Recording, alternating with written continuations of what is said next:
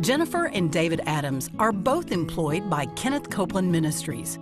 David serves as the head chef and kitchen supervisor, while Jen works as a producer in the television department. Just before the couple celebrated their first wedding anniversary, they learned that they were expecting their first child. At 9 weeks, I was at work, and Brother Copeland walked into my building, which is the studio, and I was able to tell him that we were expecting our first baby. And he looked at me and he prophesied over me, and he said, "Perfect pregnancy, perfect delivery, perfect baby," and walked away. And at 9 weeks, I was like, okay, yeah, I can agree with that. I had no idea I would need those words later on. They told us at 20 weeks that there was possibility of some complications. He was measuring small. He was measuring at 18 weeks, and I was 20 weeks. And they immediately wanted us to do a bunch of tests, blood work. They wanted to test for Down syndrome. There was a few other tests that they wanted. They said that there could also have been an issue with the blood flow between me, the placenta, and Austin. They wanted to do a special sonogram to actually, instead of look at the baby, look at the placenta and monitor the blood flow. It was a fear immediately. There might be something wrong with my child that I'm carrying. And within about 2 hours after we heard that, the words that was prophesied over us, perfect pregnancy, perfect delivery, perfect baby, came, flooding back. It was just like a wave, and it was like, okay, we got this. We're having a perfect pregnancy, perfect delivery, and a perfect baby. Being a part of Kenneth Copeland Ministries has taught us so much. That it saved our child's life. We knew that we can stand on God's word, that it wasn't him doing it, that he wasn't going to give us a baby and then have something wrong with it, or something go wrong. It's a choice that you have to make, that you are going to stand for the life of your child, regardless of the doctors and what they say, regardless of how you feel that day. You have to make a choice every single day, and for a while it was every single minute, that you're not going to accept the natural, what they're saying, the physical, saying that, this could happen, this could happen. Brother Copeland was in here taping one day, and through a mutual friend found out that we were dealing with some pretty serious stuff with the pregnancy. So I came over and I told him about that they were concerned about the blood flow from the placenta to the baby, and he prayed over me. We went to our sonogram appointment the next day, and they said, no, there's nothing wrong with the blood flow. You're fine. That part's fine. Your baby is still small, but the placenta's fine. So that was a hurdle that we crossed, and we're like, yes. Over the next 8 weeks, tests confirmed that the baby was growing and developing rapidly. Finally, even the specialist declared that the baby was indeed perfect.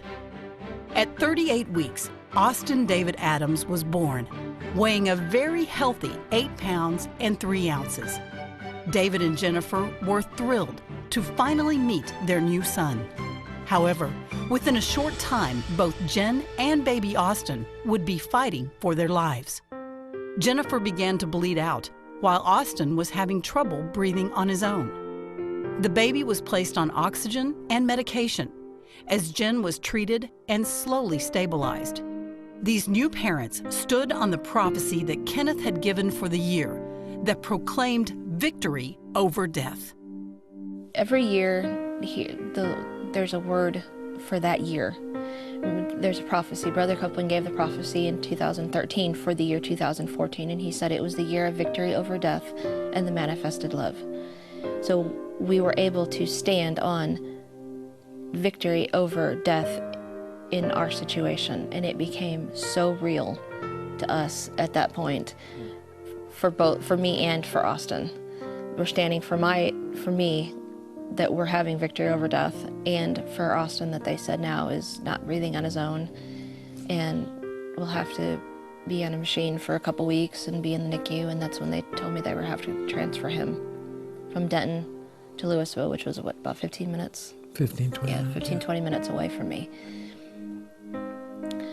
The fear thought that came was, this is the last time you're going to see me. And I said, no. I looked at him, I looked down at him, and I gave him a kiss, and I said, I'll see you in a couple of days. You are healed, you are whole, and you're stable, and you're fixed. And so I followed him to the hospital. And I couldn't go in right away to see him because I had to get him all hooked up to these machines and everything. And once I got to go in and see him, the first thing I did was I laid my hands on him because I couldn't hold him. And I just told him that he was going to be okay. And I just prayed over him and told him that he was whole and that his body needs to just line up. They said there would be a minimum of him being on the breathing machines for 2 weeks. Don't expect your baby to come out of the NICU for at least 2 weeks. His lungs are very underdeveloped. And David came back and spent that night with me, and then that next morning went to see him and called me and said they took the CPAP machine off. He's doing much better. So that was in 24 hours. And so he was born on a Monday. He was moved to the different NICU on Tuesday. On Wednesday, he was off the breathing machine. On Thursday, he was off the oxygen. And on Friday, he was released from the NICU. And on Monday, 1 week after he was born, we were released from the hospital with a clean bill of health. He was completely fine. He passed all the tests that they gave him, and they said, your baby's fine, go home. To go through what we went through without having God in our lives, that would have been the hardest thing to do. If it wasn't for, the teaching that we heard from Brother Copeland and from church, we wouldn't know what to have done. But thankfully we did. Our history here has been so long. I've been a partner with the ministry since I was 10 years old. So I know I have that history I can go back on and go, God's word never changes. And what he does for one person, he'll do for the next person. If you have Jesus as your Lord of your life, you have a reassurance that what he did for one, he'll do for the other, and he's no respecter of persons. He can do it for you too. Austin is 6.5 months. He brings the word bouncing baby boy to a whole new level. He bounces from the time he gets up in the morning to literally the time he goes to bed at night because we bounce him to put him to sleep. He's starting to crawl. He's eating solid food. He's a joy to everybody he meets. He's the joy of our lives. Literally brings joy to our lives every day. Yeah.